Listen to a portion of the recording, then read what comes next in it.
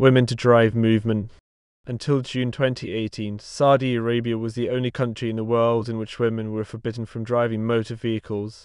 The Women to Drive movement qiyāda al-imarṛa letter to defy as-Suʿūdiyya letter to bfu Macron DIY was a campaign by Saudi women whom the government denies many rights to which men are entitled for the right to drive motor vehicles on public roads.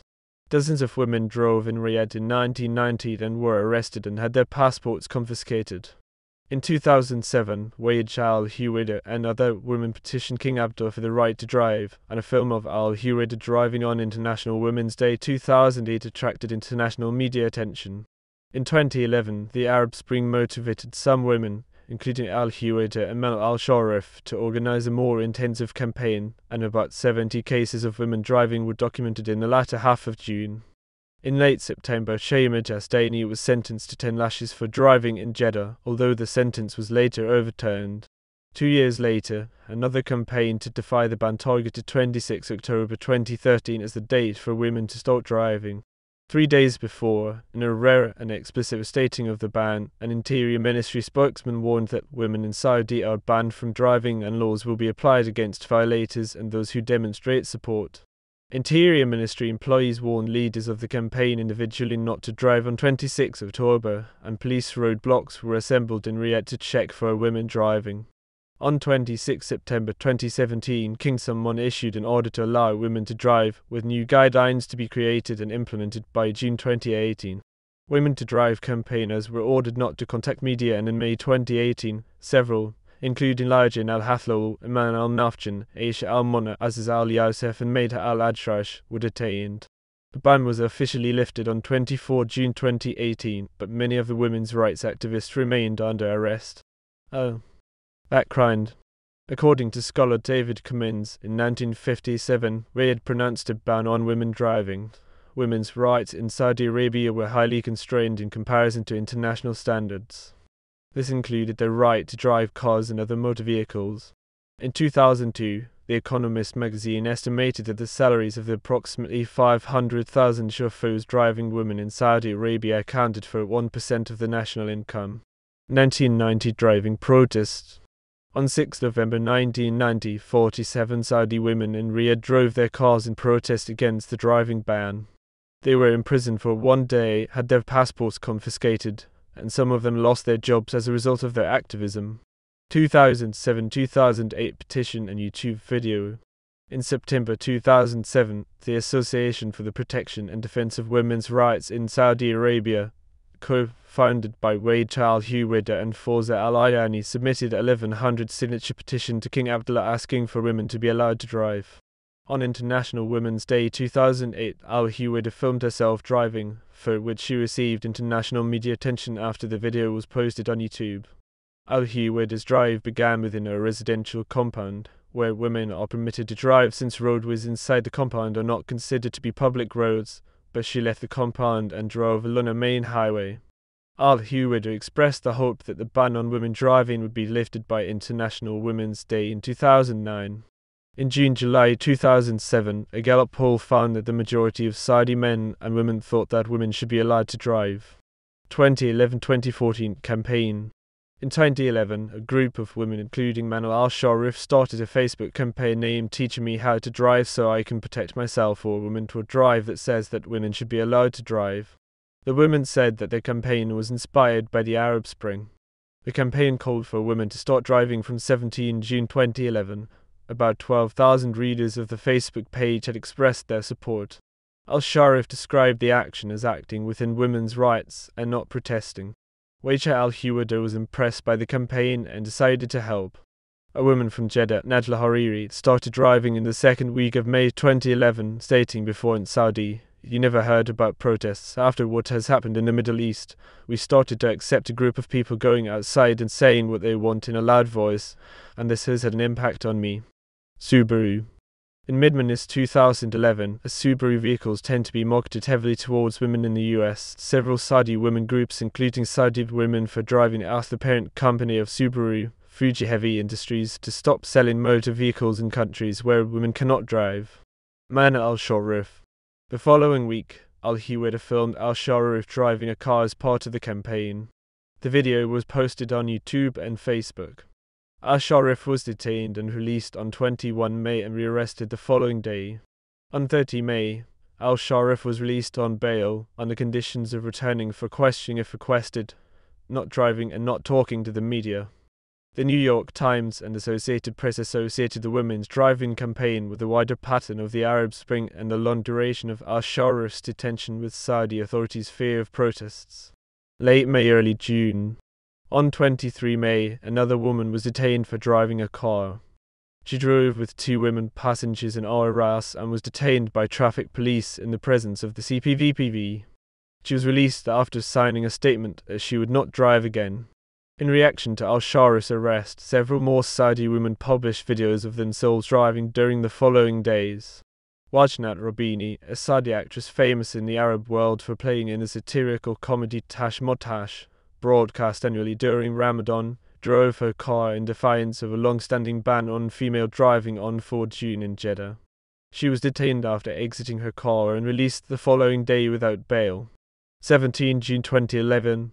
On 17 June, about 30 to 50 women drove cars in towns in Saudi Arabia, including Mahal Kotani and Iman Nafjan in Riyadh, and other women in Jeddah and Dammam. When she drove for a second time the same day, al-Kotani was given a ticket for driving without a Saudi Arabian license. Al-Kotani was pleased to receive the ticket, stating to a Time magazine journalist travelling with her, "It's a ticket. Write this down. I am the first Saudi woman to get a traffic ticket."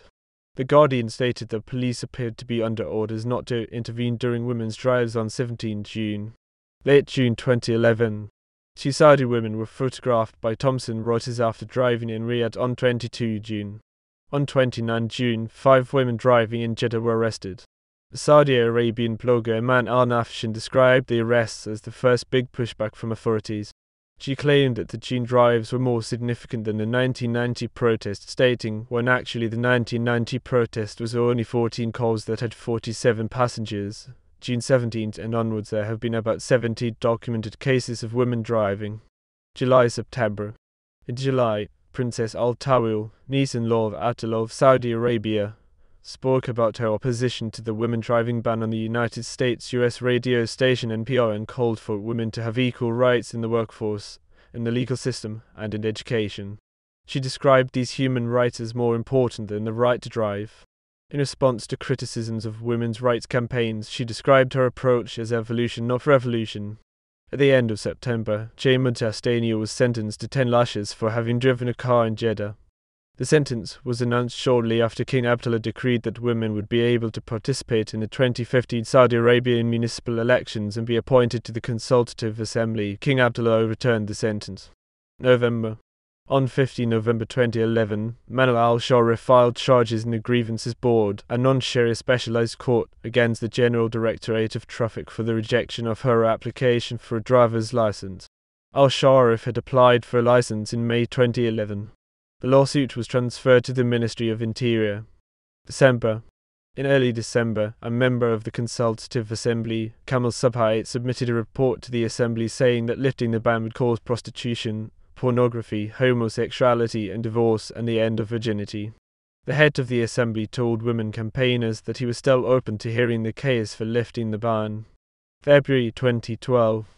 On 4 February, Samar Badawi, a human rights activist who had driven regularly since June 2011 and helped other women drivers with police and court procedures, filed similar charges to those of Manal al-Sharif, objecting to the rejection of her own driving license application. Badawi was asked by the Grievances Board to follow up in a week. The Women to Drive campaign circulated an email about the court case. June 2012. On 29 June 2012, to celebrate the anniversary of the June 2011 driving campaign launch, a member of the My Right to Dignity women's rights campaign drove her car in Riyadh. She stated that she had driven about 30-40 times in 2011 and that about 100 Saudi women had driven regularly since June 2011. October 2013.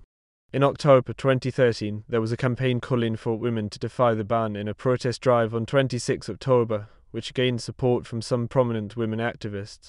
In response to the campaign's website www.hot26driving.org was blocked within Saudi Arabia, and Sheikh Zayed al-Hidden, one of Saudi Arabia's top clerics, said women who drive risk damaging their ovaries and bearing children with clinical problems.